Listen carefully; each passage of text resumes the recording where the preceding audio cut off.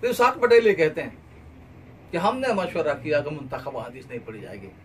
जमात के साथियों ने अपनी हदीस की किताब मुंतखब हदीस निकाल कर देते लीजिए, अमानत पर रख दीजिए, अमानत खाने जब जाएंगे ले जाएंगे। फिर इसाक पटेल साहब कहते हैं कि यहाँ पर कोई ऐसी वैसी बात ना हो, कोई इंतजार की बात ना हो। इन्होंने अर्ज का हजरत हम तो काम करने के लिए आए हैं, आप किताबें हैं, दावत का काम करना, आपको इंतजार करने थोड़ी आए हैं। अब इसाक पटेल ने कई मौके जुमरात में आए, वो ड्यूसबरी में, उनका बयान नहीं होने दिया। उसका कहना था कि हम पहले चेक करेंगे, देखेंगे क्या बात कर रहे हैं, यानी वो मौलाना साहब की हिमायत के लोग हैं या अहमद लाट की हिमायत के लोग हैं। भाई तू चेक करने वाला कौन होता है? जाहिल आदमी। और बाद में वहां के कई लोगों ने कहा कि भाई ये बाहर की जमात है, जुमरात में बयान कराओ। तो इसाक पटेल कहता है ये बयान कर करके थके ना, आराम करने दो। जब यहां लंदन में आया तो लंदन के साथियों ने हमने बयान कराया जुमरात के इस्तेमाल में। ये असबियत है और ये दिलों की तंगी। ये दीन का काम करेंगे, दावत का काम करेंगे। इसाक पटेल के बारे में सब जानते हैं, इंतहाई मुतासिब आदमी है, किसी भरोची तक को बर्दाश्त करने के लिए तैयार नहीं है। सूरतों में वे चंद के अलावा किसी को, पाकिस्तानी, बंगाली, सोमाली और दुनिया भर के लोग यहां तबलीग में लगे हुए हैं। इसके अंदर भी इतनी असबियत है। मौलाना याकूब साहब बहुत बड़े आलिम है, तबलीग में इतना बड़ा साहिब इल्म कोई नहीं था। पूरी दुनिया में उनका फिका के साथ जो मुनासिबत पूरी दुनिया जानती है, मानती है। मौलाना के कहने के मुताबिक ये साथ सांप है, सांप। अब ये वहां पर गया, ये बनियों की शुरा में अभी रमजान से पहले। अब 3 साथी उसके पास आए कि भाई कुछ लोग खुतूत आ रहे हैं साउथ अफ्रीका से, पनामा से, बारबाडोस से, ट्रिनिडाद से, कनाडा से। ये सारे वो सूरत बरो जिले के लोग हैं और इन पर कब्जा अहमद लाट साहब ने कर रखा है अपनी जात से। तो यहाँ के लोग जहन खराब करेंगे, मौलाना साहब के खिलाफ फितना फैलाएंगे। तो इन 3 साथी जो शुरा के 4 में से 3 ने उसे कहा कि ऐसा करो, जिस तरह हम जमात भेजते हैं, जो हम एरिया दे गए हैं निजामुद्दीन से, वही भेजते हैं, लेकिन पहले इजाजत लेते हैं। इन सबको लिख दो कि निजामुद्दीन से इजाजत ले लो आने के लिए। तो इसाक पटेल कहता है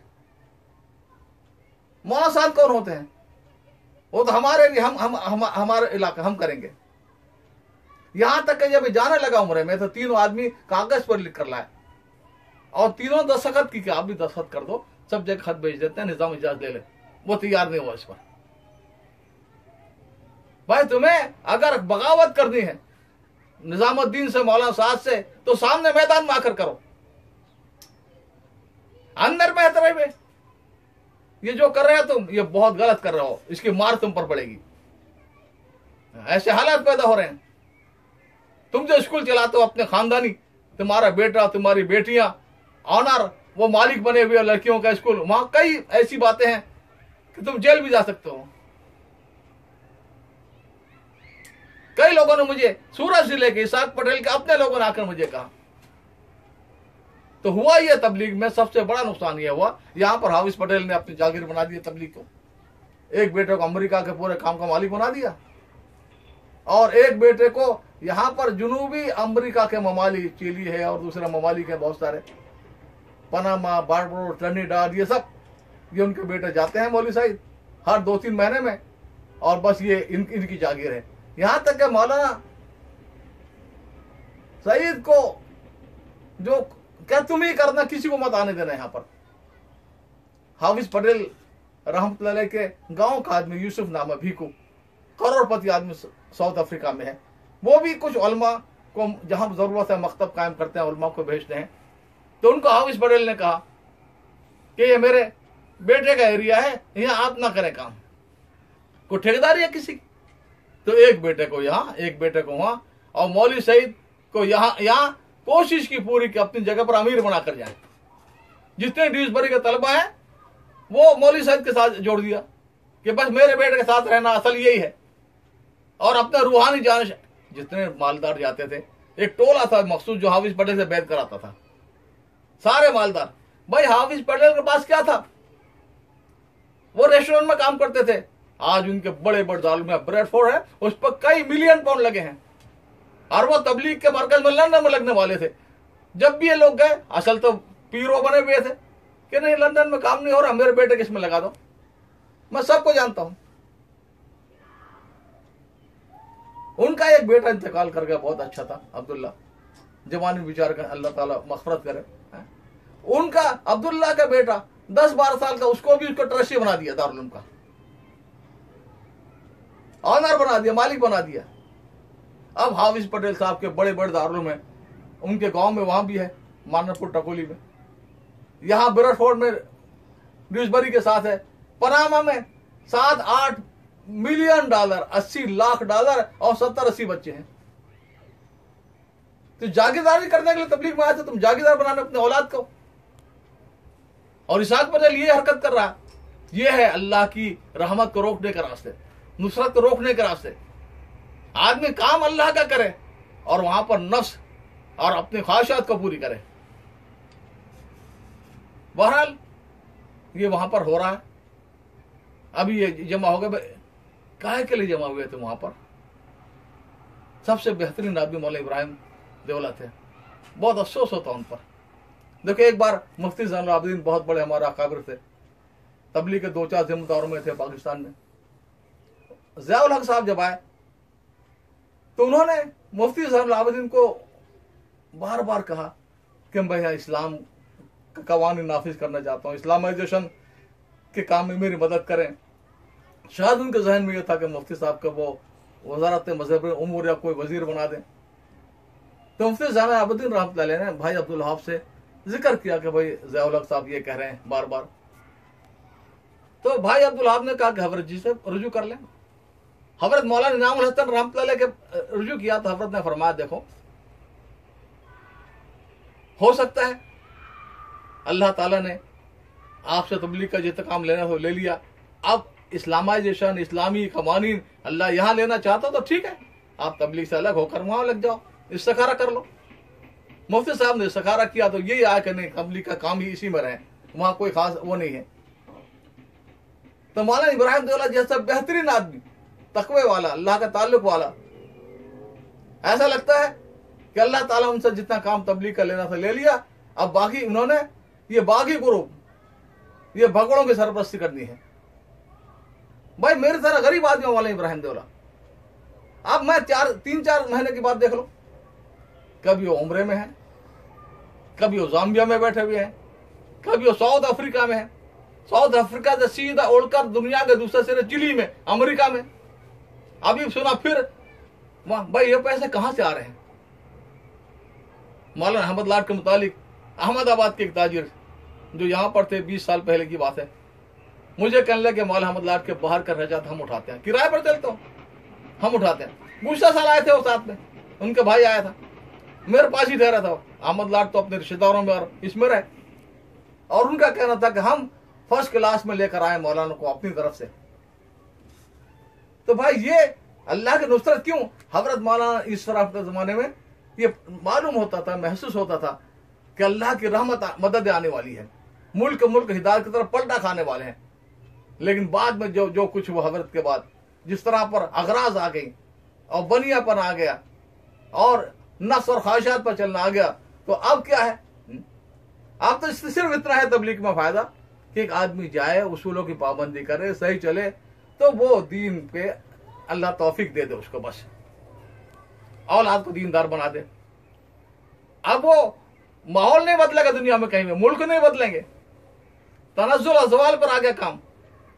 और वो भी शर्त के साथ, ये जो खवास बने बैठे हर जगह, मैं यहां भी लोगों को कहता हूं कि अवाम में रहो और तबलीग से बेहतर कोई काम नहीं। ये जो खवास जो बड़े अकाबिर बन बैठे वहां जाओगे तो तुम्हारा ईमान भी खत्म हो जाएगा।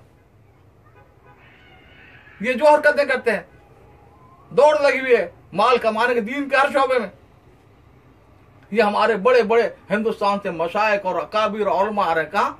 लंदन में छुट्टी मिली क्या सीधा लंदन, अमेरिका, कनाडा, फिर पनामा, बारबाडोस, ट्रिनिडाद, वो जाहिल लोग हैं बेचारे, माल बहुत है उनके पास, लंदन से 10 गुना आते हैं, सारे अकाबरीन वहां झूठ लग गए। अब भाई हिंदुस्तान के गरीब मुसलमानों को हक है कि नहीं तुम्हें? मौलाना सईद अहमद खान साहब फरमाते थे कि ईमान के रमक इन अफ्रीका कालों में दोहराती है।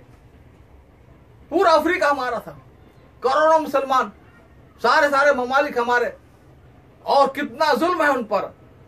ये आलमी ताकत है, उनके जमीन को बंजर बना के भूखा मार रही है, हजारों भूखे मर रहे हैं। और ईसाई मिशनरियां सारी सहूलतें दे रही कि बस ईसाई बन जाओ। वो जमे हुए ईमान पर डटे भी हैं, काम कर रहे हैं। एक एक मुल्क में 50 लाख 1 करोड़ वाइन उलमा को मशाइख को मौत तौफीक नहीं होती, क्योंकि पैसा नहीं मिलता। पैसों के लिए दीन है सारा। क्यों ना जाते सोमालिया में, क्यों ना जाते हफ्शे में, क्यों ना जाते सूडान में, युगांडा में, मुर्तानिया में। ये सब गरीब लोग हैं, 50। यहां जाइए, अगर दीन का काम कर दिया तो नहीं। लंदन, अमेरिका, पनामा, बारबाडोस, सारे अनवारात यही है, सारी बरकत यही उतर रही है।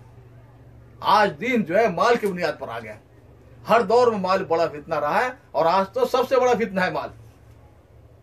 बस माल, माल को देखकर आदमी चलता है। तो मैं अर्ज कर रहा था कि इस वक्त में सबसे ज्यादा अगर आपको अल्लाह को राजी करना है तो आप, एक तो यह है कि अपने इस माल की ख्वाहिश पर काबू पाए। मौलाना इब्राहिम देवला, वाकई मुझे बड़ा अफसोस होता है। मौलाना कितने सफर हो रहे हैं, जाहिर बात है निजामुद्दीन में रहते तो इतना सफर नहीं हो सकते थे। मौलाना साहब किराए, दूसरा किराए पर इजाजत नहीं देते सफर करने की, ना अहमद लाल को इस तरह दुनिया में उछल कूद करने की और हवाई जहाज में उड़े उड़े फिरने की, इस मुल्क में उस मुल्क में की इजाजत देते। बस सीधी सी बात है, जो असल मरकज उनके साथ तुम्हारा ताल्लुक है कि नहीं है, और तुम्हारा अमीर कौन है। कोई अमीर नहीं इनका। बस शूरा शूरा के नाम पर हर आदमी ऐश करे, अय्याशी करे, ऐश इशरत में कोई वहां उड़ कर जा रहा है, वहां दावत हो रही है। यह तबलीग का काम। तबलीग का काम वहां पर जाओ जहां पर पूछने वाला ना हो, कोई दावत करने वाला ना हो, लेकिन वह 1000 इंसानों को ईमान दे सको, अखलाक दे सको, तकवा दे सको, अल्लाह का ताल्लुक, अल्लाह से ताल्लुक जोड़ सको। आलमी का क्या लफ्ज है? आलमी का माना यह है कि अपनी कौम के लोग वहां से उठा कर ले आओ, पनामा से, बारबाडोस से, साउथ अफ्रीका से, अमेरिका से, कनाडा से, और मक्के में जमा कर लो, और ये कहो कि हमने आलमी काम कर दिया। क्या काम कर लिया तुमने आलमी? अब यहां पर एक दूसरा फितना शुरू हो रहा है। एक बनिया वहां बैठा हुआ है कराची में, यामीन। अब उसकी, वो भी मालदार है, वो पंजाबी और दहली बिरादरी का हर आदमी अरबपति है। अब उन्होंने एक और सर पैर निकाले हुए हैं। अभी एक डॉक्टर अमजद साहब तशरीफ लाए थे, मेरी मुलाकात नहीं हो सकी, पता नहीं किसके साथ है। अब डॉक्टर अमजद साहब यहां पर जब आए, किसके तरफ से आए भाई? ये मालूम है 6 आदमी थे, और ये 2 दिन इंग्लैंड 2-3 दिन रहे। उसके बाद यूरोप के ममालिक में शायद वो जायजा लेने के लिए आए थे कि इज्तिमात करने जून जुलाई में है। तो किसकी तरफ से? मौलाना साहब की तरफ से होगा, या ये बनिया ग्रुप की वजह से होगा, या कोई तीसरा ग्रुप उभर कर आया है? यह है फितना कि एक अमीर से इताअत से निकलोगे तो 10 फितने खड़े होंगे, 10 ग्रुप बनेंगे। तो मैं अर्ज कर रहा था कि इस वक्त में दावत का काम वाकतन इससे बेहतर कोई काम नहीं है, लेकिन दावत के काम में अपने नफ्स के खिलाफ चलना है। ये उड़े उड़े फिर रहे हैं। मौलाना इब्राहिम देवला को भी अभी यहां अभी वहां, भाई गरीब आदमी है, ये कहां से पैसे आ रहे हैं? मौलाना अहमद लाटों में दुनिया कमा रहे हैं। उनका मकान जो है दिल्ली में 5 करोड़ का है, पता नहीं बेचने वाले थे, बिका कि नहीं।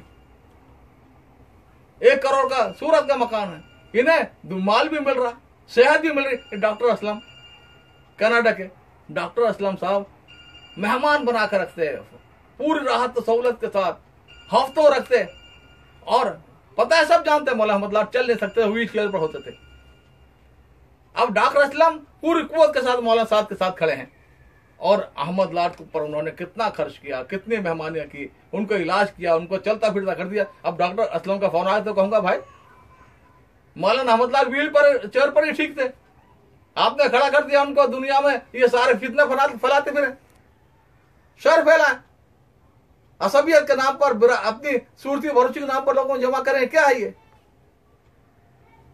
खुद मौलाना ज़ुहैर साहब जमे हुए हैं, बहुत लोग भड़का रहे हैं, उकसा रहे हैं, बगावत